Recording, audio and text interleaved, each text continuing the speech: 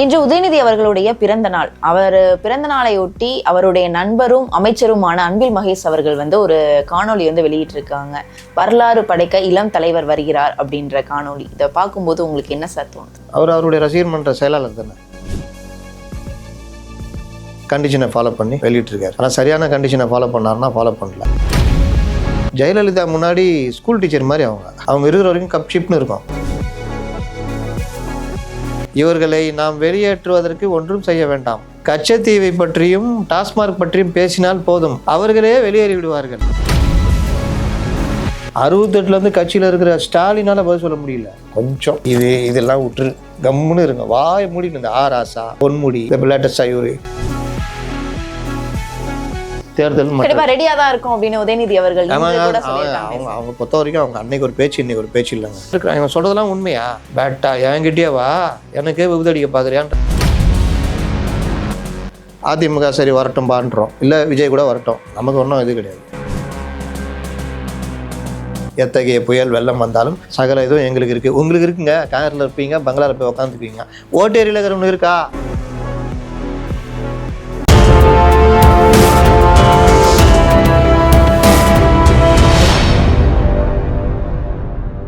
இன்று உதயநிதி அவர்களுடைய பிறந்த நாள். அவர் பிறந்த நாளையொட்டி அவருடைய நண்பரும் அமைச்சருமான அன்பில் மகேஷ் அவர்கள் ஒரு காணொலி வெளியிட்டிருக்காங்க.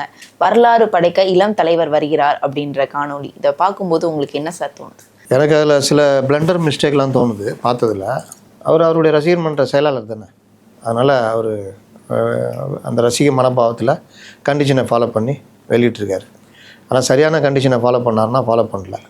திமுக இன்றைக்கி இருக்கிறதுல இளைய தலைமுறைன்றதில் கூட்டி வச்சிருக்க ஆட்களுக்கு திமுக வரலாறே தெரியல அப்படின்றதுக்கு அந்த வீடியோவே சாட்சி. முதல்ல நம்ம அவருக்கு வாழ்த்து சொல்லுவோம். ஏன்னா அரசியல் வேறு, தனிப்பட்ட விஷயங்கள் வேறு. உதயநிதி மாபெரும் தலைவர் கலைஞருடைய பேரன், கலைஞருடைய இன்னொரு வடிவன்ற மாதிரி தான் அவரெல்லாம் வந்த புதுசில் சொன்னாங்க.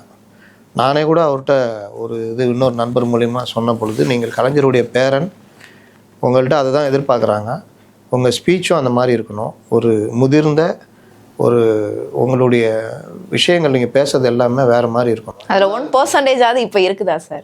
நீங்கள் சொல்லும்போது இருந்ததும் கடும் ஏமாற்றம். அவர் அப்போவே பேசிட்டு அடுத்த கூட்டம் பேசிட்டு அந்த கூட்டத்தில் விஜயகாந்தை பார்த்து ஜெயலலிதா பயந்தாங்கன்னு பேசினார்.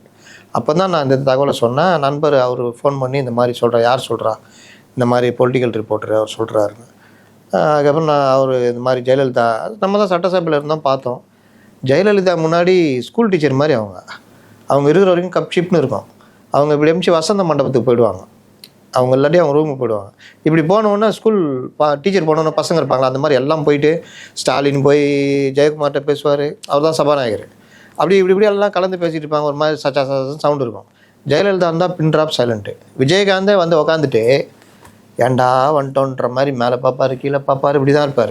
பேசுறதுலாம் அப்படி ஒரு சிஸ்டமேட்டிக்காக போவோம். பேச்சு, கேள்வி, பதில்.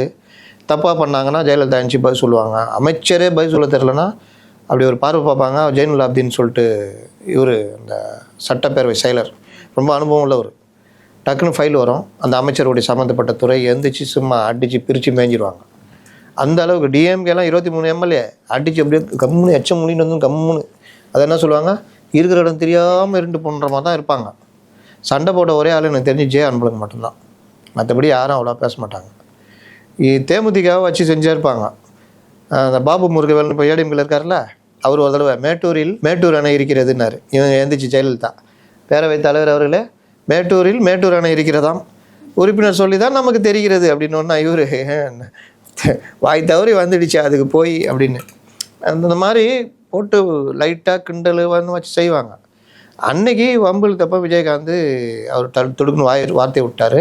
ஜெயலலிதா தான் ஏறி அடித்தாங்க. அதுக்கப்புறம் இதாகிடுச்சு. ஜெயலலிதாட்டெலாம் பண்ணவே முடியாது. சப்ஜெக்ட் நாலேஜ் பயங்கரமாக இருக்கும். இதுதான் நான் விஜய்க்கு சொல்கிறது. ஜெயலலிதாவும் திரைத்துறையிலேருந்து வந்தவங்க தானே. ஆனால் ஒரு மிகப்பெரிய அரசியல் தலைவர் கலைஞருக்கு பதில் சொல்லுவாங்க. கச்சத்தீவை பற்றி ஜெயலலிதா பேசுனதுக்கு ஜெயலலிதா 82 அரசியலுக்கு வராங்க. அவங்க கச்சத்தீவு பற்றி பேசுனதுக்கு 71 பல நின்று கொட்டை போட்ட துரைமுருகனால் பதில் சொல்ல முடியல. 68 கட்சியில் இருக்கிற ஸ்டாலினால் பதில் சொல்ல முடியல. அடித்து தெரிச்சு ஓடினாங்க. கலைஞர் மறுநாள் அறிக்கை விடுறாரு. இவங்க சொல்கிறாங்க, பேரவை தலைவர் அவர்களே, இவர்களை நாம் வெளியேற்றுவதற்கு ஒன்றும் செய்ய வேண்டாம். கச்சத்தீவை பற்றியும் டாஸ்மார்க் பற்றியும் பேசினால் போதும், அவர்களே வெளியேறி விடுவார்கள். இதெல்லாம் இருக்குது வீடியோ. சொல்லி சிரிப்பாங்க. ஏன்னா இவங்களால பதில் சொல்ல முடியாது. கலைஞர் உட்காந்து இவங்க சொன்ன அடித்ததுக்கெல்லாம் மறுநாள் அறிக்கை விடுறாரு. ஏன்னா அவர் டெப்த்து, புரியுதா? அப்போ அவர் அந்த பீரியடில் முதலமைச்சர், அதனால் அவர் இன்னும் டெப்த்தாக அறிக்கை விடுறாரு. இதுதான் ஜெயலலிதா. அப்போ ஜெயலலிதா, நீங்கள் அரசியலுக்கு வர்றீங்க, ஜெயலலிதாவில் கூட வேணாம், அதில் ஒரு 10% வாங்கன்றேன், தெரியணும்ல, அடித்து உட்கார வச்சுருவாங்க. அப்போ நம்ம இவருக்கு என்ன சொன்னோன்னா, உதயநிதி அவர்களுக்கு, இல்லைங்க ஜெயலலிதா பார்த்து எல்லாரும் பயந்தாங்க, விஜயகாந்தும் தயங்கினார், ஒரு மரியாதை கொடுத்தாரு, அன்னைக்கு ஒரு வாக்குவாதம் ஆச்சு. ஜெயலலிதாவை பார்த்து ஜெயலலிதா இவரை பார்த்துலாம் பயப்படல அப்படின்னு. அதனால் நீங்கள் அந்த இது வரக்கூடாதுல்ல, அதாவது என்ன பிள்ளை, தப்பான ஒரு செய்தி உங்கள்கிட்ட இருந்து வந்துடக்கூடாது. ஏன்னா நீங்கள் கலைஞரின் பேரன், நீங்கள் பேசுறதை முன்னாடி இருக்கிறவங்க கைத்தட்டலாம். ஆனால் பத்திரிகையாளர் பார்க்குறாங்க, அரசியல்வாதிகள் பார்க்குறாங்க, அப்போ இருந்த அதிகாரிகள் பார்க்குறாங்க, ஊரே பார்க்குது, உலகமே பார்க்குதுன்னா கரெக்டாக இருக்கணும் சார். ஏன்னா நீங்கள் கலைஞரின் பேரன். அடுத்த கூட்டம் பார்க்கணும். அடுத்த கூட்டம் பேசிவிட்டு ஃபோன் வருது நண்பருக்கு, எப்படி இருக்கான், நம்ம தான் பார்த்துட்ருக்கோம்ல சார், கரெக்டாக இருக்குது சார். இப்படி ஒரு 2 இதுதான். அதுக்கப்புறம் ஊர்ந்து போய் தவழ்ந்து போய் இப்படி போயிட்டார். முன்னாடி ஒரு 10 பேர் கைத்தட்ட ஆரம்பித்தோன்னா அவர் அதில் ஜாலியாகிட்டார். அதையே பேசிக்கிட்டு காரையும் காலும் தான் எனக்கு தெரியுதுன்ற அளவுக்கு போயிட்டார்.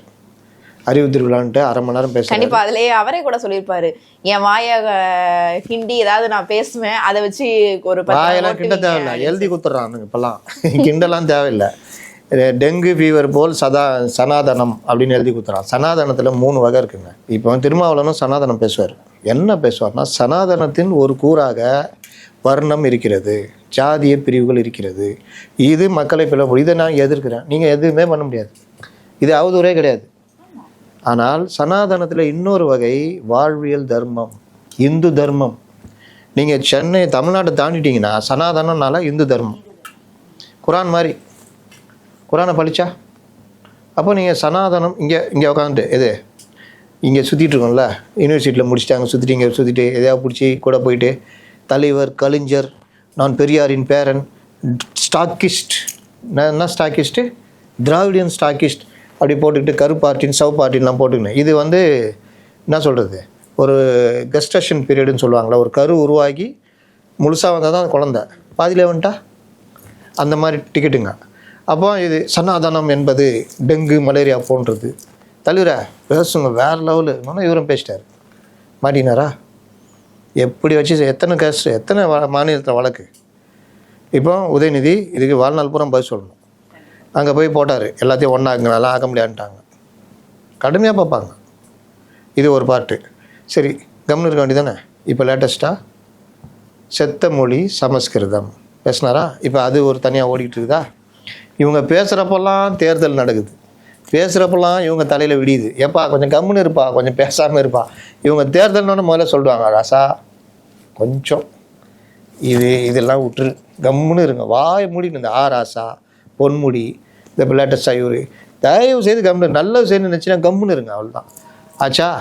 செத்த மொழி சமஸ்கிருதம்னோன்னா அவங்க ஏம்பா அவன் பேர் உதயநிதியே சமஸ்கிருதம், உதயம்னா எழுச்சி, உதயமாகிறது, அதெல்லாம் சமஸ்கிருதம். நிதினா பொக்கிஷம். அதுன்னு அவங்க பாட்டி தயாலு அம்மாள், தயாலுனா தயாலம், தயாலம்னா பரோபகாரம், இதுன்னு கருணாநிதி, கருணை, நிதி, இந்த மாதிரி எல்லாமே சமஸ்கிருதம் தான். சமஸ்கிருத கலப்பு இல்லாமல் பெரும்பாலும் இருக்காது. தூய தமிழ் இருக்குது, ஆனாலும் சமஸ்கிருத வார்த்தைகள் கலந்து தான் இருக்குது. தப்பு கிடையாது. ஒரு மொழி வளரும் பொழுது இப்போ தங்கிலீஷ் எழுதுறீங்களா, ஆங்கிலம் உள்ளே வந்துச்சா, ஆங்கில கலப்பு இல்லாமல் பேசுங்கன்னு போட்டி வைப்பாங்க, பார்த்துருக்கீங்களா? ஆங்கில கலப்பு இல்லாமல் பேசுறது ரொம்ப கஷ்டமாக இருக்கும். கஷ்டம்னு சொல்கிறோம்ல, இதுதான் கடினம். இந்த மாதிரி இவர் செத்த மொழின்ட்டார். செத்த மொழிக்கு இந்தியாவில் 20 பல்கலைக்கழகங்கள் இருக்குது. ஆனால் தமிழ் மொழிக்கு இவர்கள் தமிழ் சொல்கிறாங்களா, ஒரே ஒரு பல்கலைக்கழகம், தஞ்சை பல்கலைக்கழகம். அதுவும் எம்ஜிஆர் தொடங்கினது. யார்? மலையாளி எம்ஜிஆர் தொடங்கினது. நீங்கள் தமிழர்கள் என்ன பண்ணீங்கன்னா ஒன்றுமே இல்லை, அதை சாவடிச்சிட்டு இருக்கிறோம். அங்கே ஆசிரியர் பற்றாக்குறை, மாணவர்கள் சேர்க்கை கம்மி, அங்கே இருக்கைன்னு சொல்லுவாங்கள்ல, கலைஞர் பேரால் 2 இருக்கை, இந்த மாதிரி அது பார்த்திங்கன்னா இது பாரதியார் பேரில் ஒரு இருக்கை கூட கிடையாது. பாரதியாரோடவா தமிழுக்கு தொண்டாற்ற முடியும்? ஆனால் அவரை ஒரு சமூகத்தாராக பார்த்து அவரை ஒதுக்குறாங்க. பாரதிதாசன் ஏற்றுவாங்களாம் அவர் சிஷ்யனை, பாரதியார் ஏற்றுக்க மாட்டாங்களாம். அப்போ நீங்கள் என்ன பார்ஷியாலிட்டி பார்க்குறீங்க? விடுதலை போருடைய எழுச்சி கவிஞன், வெள்ளையர்களுக்கு எதிராக முளைக்கியவன், நான் வறுமையில் இருந்தாலும் பரவாயில்லடா ஒன்றை எதிர்ப்பண்டான்னு சொல்லிட்டு எதிர்த்தவன். நீங்களாம் அப்படியே வளர்ந்தீங்க. என்றைக்கா சுதந்திர போராட்டத்தில் உங்களுக்கு ஏதாவது சம்மந்தம் இருந்திருக்குதா? ஆனால் இன்றைக்கி இவர்கள் தான் தமிழகம். பாரதியார் அவன் செத்த பையன், 4 பேர் கூட இல்லை, செத்தப்போ 4 பேர் கூட இல்லை, வருதா? இதுதான் பிரச்சனை. இது ஒன்று. இவர் இந்த 2வது பேசிட்டாரா? இப்போ இவர்கிட்ட என்ன பிரச்சனைனா, ஒரு தலைவராக நம்மளாம் எதிர்பார்த்தது அரசியலை கடந்து திமுக பிடிக்குது, இது பிடிக்கல. 2019 21 வரைக்கும் திமுக பிடிச்சது. இந்த 4 ஆண்டு ஆட்சி இவங்க மேலே விமர்சனம் வைக்கிறோம். அதிமுக சரி வரட்டும் பான்றோம், இல்லை விஜய் கூட வரட்டும், நமக்கு ஒன்றும் இது கிடையாது. நாளைக்கு இவர்கள் சரியில்லைன்னா திட்ட போகிறோம், மக்கள் பக்கம் நீங்கள் நின்றீங்கன்னா உங்கள் பக்கம் நிற்க போகிறோம். இவ்வளோதான். இதுதான் நம்ம வேலை, பத்திரிகையாளர்கள் வேலை அதுதான். அப்போ நீங்கள் ஒரு அடுத்த திமுக ஒரு 75 ஆண்டு கால பேர் இயக்கம் அதுடைய அடுத்த தலைவராக நீங்கள் தான் வரப்போகிறீங்க.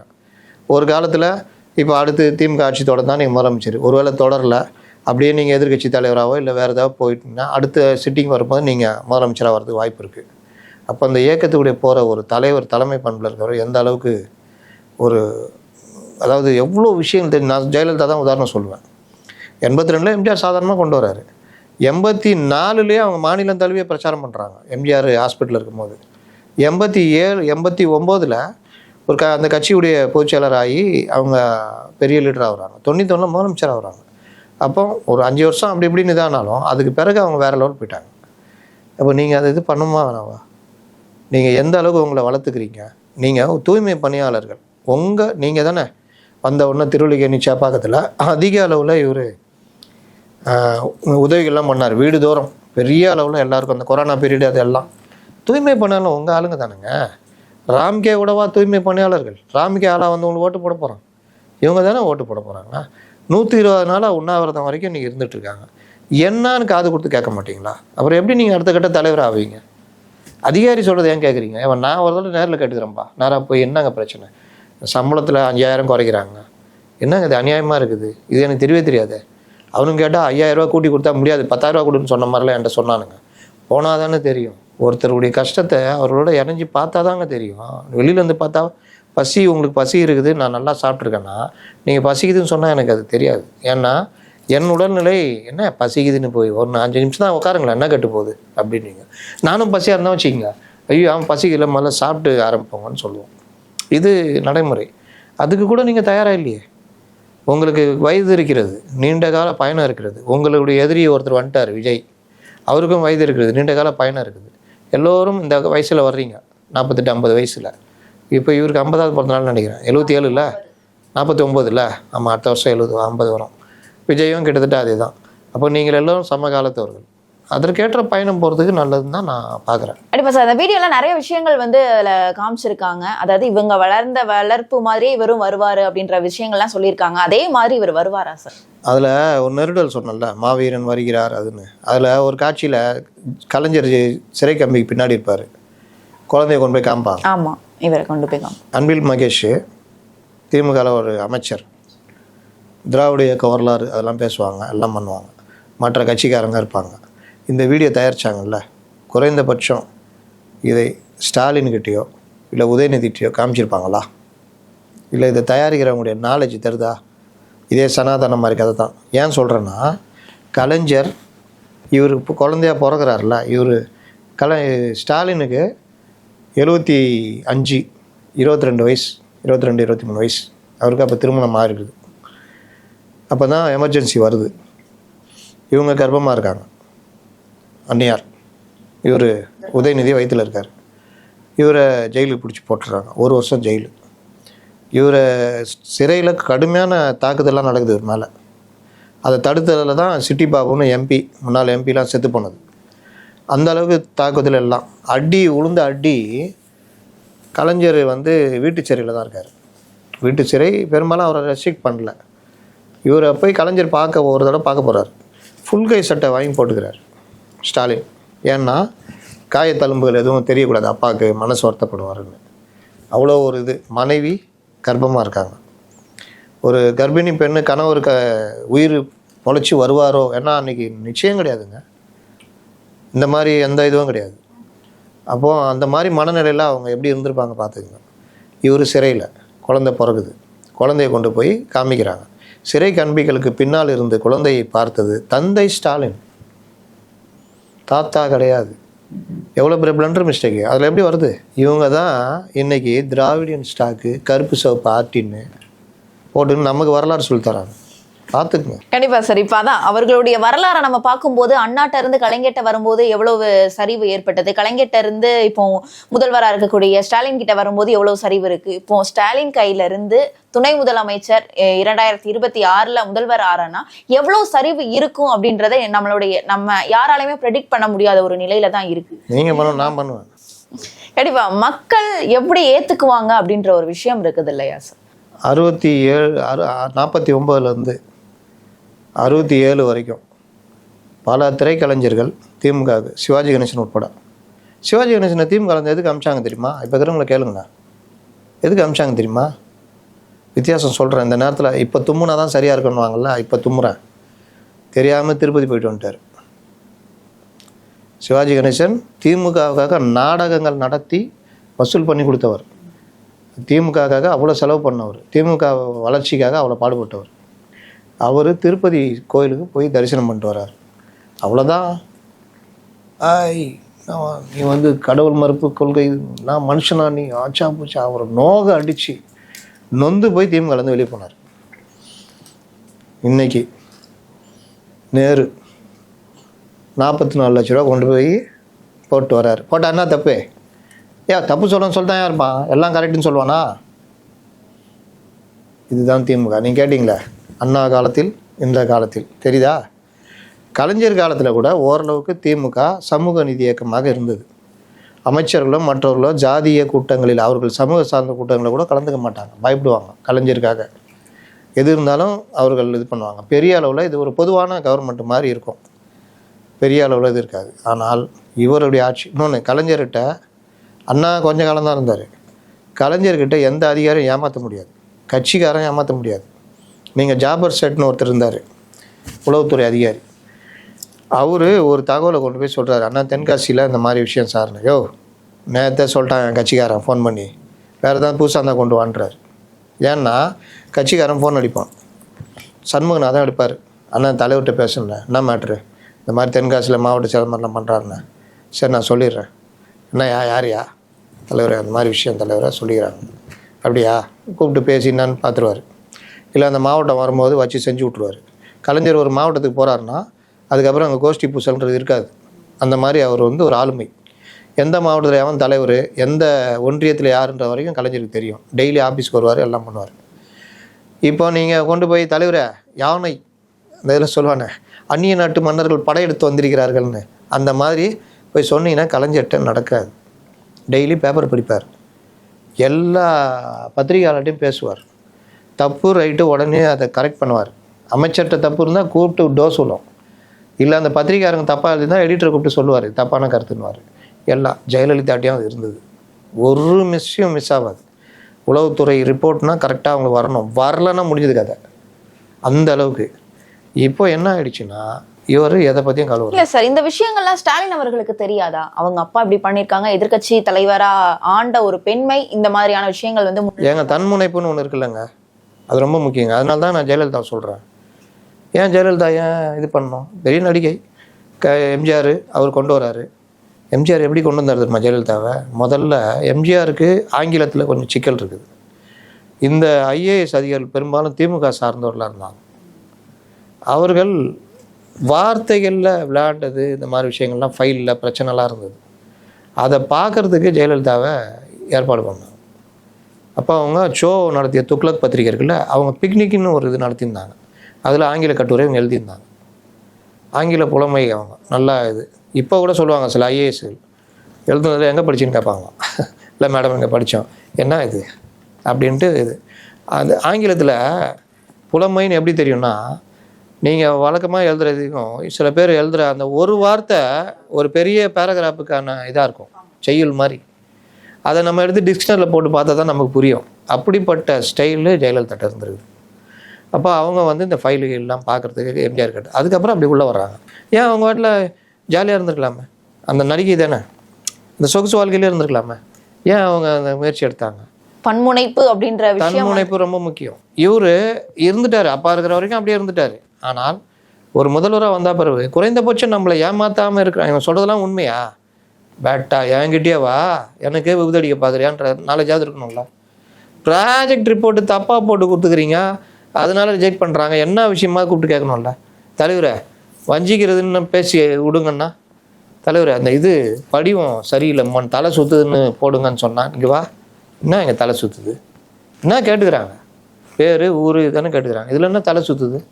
அறிவில் உனக்கு தலை சுத்தையா, எனக்கு சுத்தமா? நான் முதல்வர் என்னை வச்சு வீடியோ போட சொல்கிறேன்னு கேட்கணுமா வேணாவா? இதுதான் இவர்கள் தலைவர் என்ன சொன்னாலும் நம்புவாருன்னு சொல்லிட்டு ஏமாற்றிக்கிட்டு இருக்கிறாங்க.